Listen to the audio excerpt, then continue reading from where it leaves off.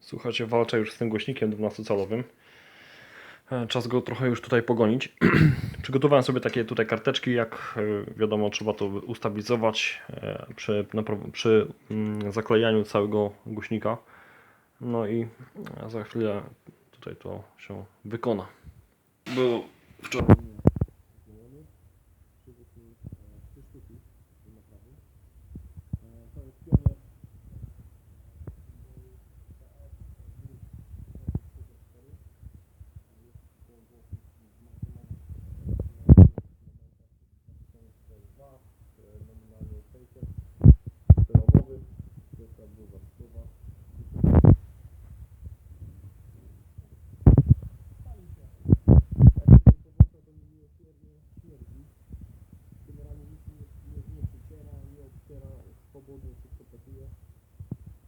Prawdopodobnie się grzała dolna cewka, górna go przytrzymuje.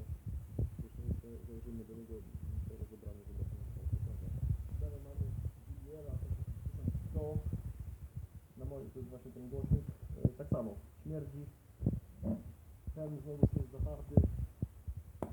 Ciężko tutaj widzicie strzeliło. Ciężko ruszyć mędane, pewnie jak drugi już postawił cewki. Ten głośnik jeszcze będzie żył. Cewka prawdopodobnie będzie przebijane, jeżeli tam nic się nie stało, że tyle tam będzie się to przebijecie. Sami dostęp można to zrobić na poziomie. Chain, nie ci głośno to chyba do serca. To są 12-calowe głośniki. Champion Series Pro. Jak to chodzi, możecie sobie popatrzeć na YouTube, zobaczcie na rękę. Fajnie się prezentuje.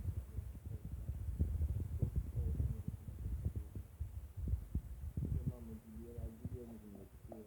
Który mi się nie podoba w tym GBL-u, to ten dźwięk. To nie wiem, pomyłka będzie to. No i ten dosyć też cicho pracujący, no nie chodzi generalnie. Jak to podło sobie pod znaką, zobaczymy jak to się zachowuje, czy załącza, obwód, czy nie. Zobaczymy co im dolega.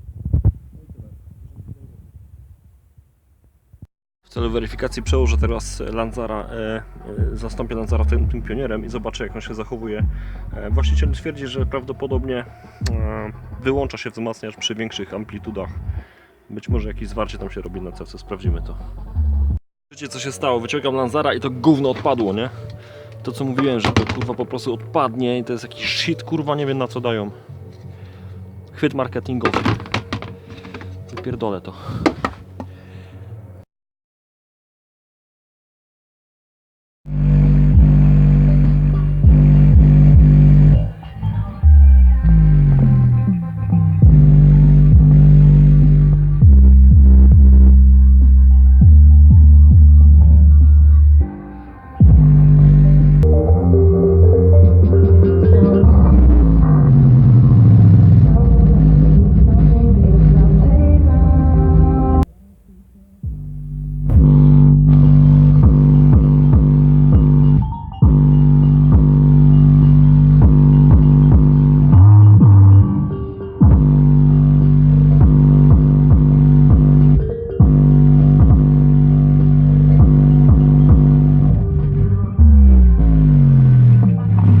Głośniczek Pioniera i niestety faktycznie, ale on przy większych mocach on wyłącza się, to znaczy wyłącza się, wzmacniacz się wyłącza, prawdopodobnie działa jakieś zabezpieczenie w momencie, gdy ten głośnik robi zwarcie. Głośnik śmierdzi spalenizną, być może cewki są przegrzane, gdzieś tam się obwody stykają i dochodzi do zwarcia. No cóż, trzeba będzie go jednak faktycznie rozebrać i zobaczyć co tam się porobiło. Myślę, że to nie będzie prosta sprawa, na pewno będzie wiązało się z wymianą cewki, ewentualnie jej przewinięciem. Co raczej nie biorę pod uwagę, dlatego że tam jest głośnik dwucewkowy, cewka jest dość gruba. Nie wiem na ile precyzyjnie udałoby mi się to zrobić własnoręcznie. Nie powiedziane, żeby się nie udało, ale generalnie myślę, że na rynku znajdę gdzieś jakieś cewki, które uda się dopasować. Także bądźcie czujni, oglądajcie nasz kanał. W tyle klei nam się głośnik, ten 12-calowy, jakiś tam, nie wiem co to jest nawet, chyba może jakiś stary Paink albo coś takiego. Miał taki śmieszny diabeł na początku, na górze był. A tutaj mamy JBL tego 1100 i zobaczymy co mu dolega. On tutaj jest zatarty. Nie chcę w ogóle drgnąć, jak mocniej przyduszę to wtedy dopiero strzela. No i tutaj od razu wiadomo, że trzeba się dobrać do cewki. Zatem zabieramy się za cewkę. Ok, jestem po oddzieleniu górnego resora tego JBL-a oraz po odcięciu dolnego i zobaczymy co teraz mu dolega. Ściągniemy mu tą nieszczęsną. Zobaczcie co tam się porobiło. Widzicie? Usmażył się. Jak będziecie pałować głośniki, to tak się to będzie kończyć. Zobaczmy do końca, jak to wyjdzie stąd. Tutaj po prostu piekło było, proszę Państwa. Słuchajcie, tu było po prostu piekło. Tu się po prostu wszystko zwęgliło.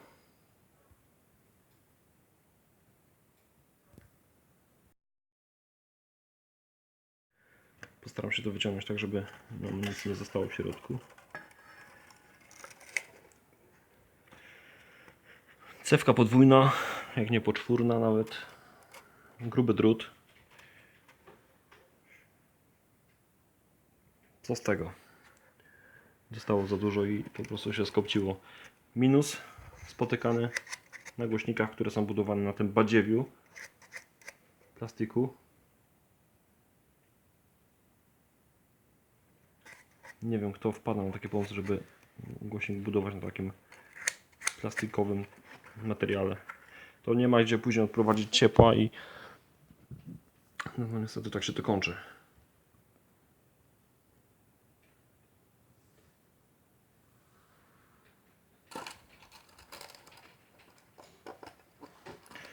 Będziemy musieli poszukać taką ceweczkę.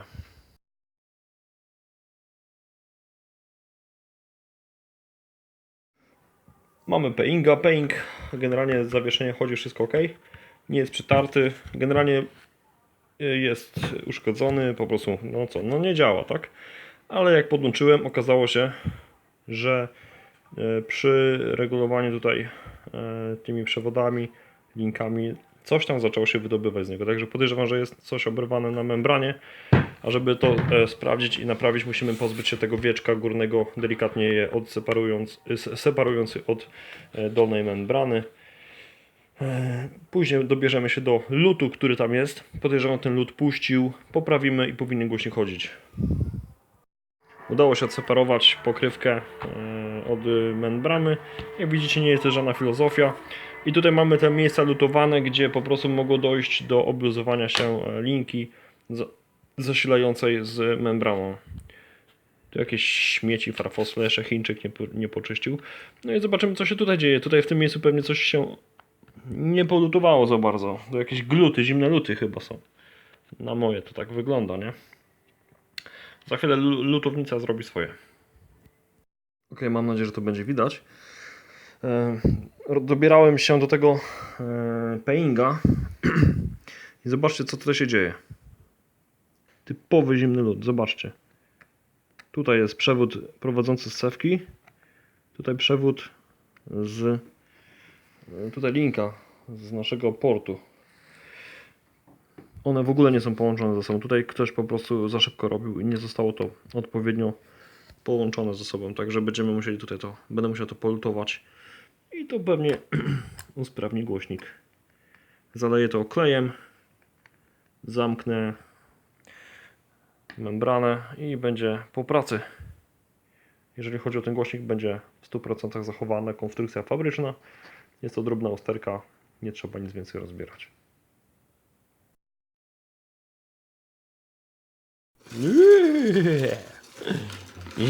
Będzie wam się to śniło po nocach, jak będziecie tak robić. Będziecie tak palić głośniki, to zobaczycie, będą wam się te druty owijały wokół szyi, pętały będą wam ręce i dłonie, aż po stopy.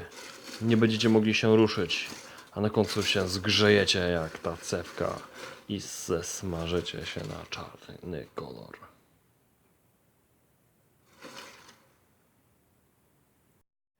No już mamy tutaj poklejoną dolny resor. Jak widzicie, czeka już na zaschnięcie. Dalszym etapem naprawy tego głośnika będzie przyklejenie membrany oraz podlutowanie linek do nowo przymocowanego portu przewodów.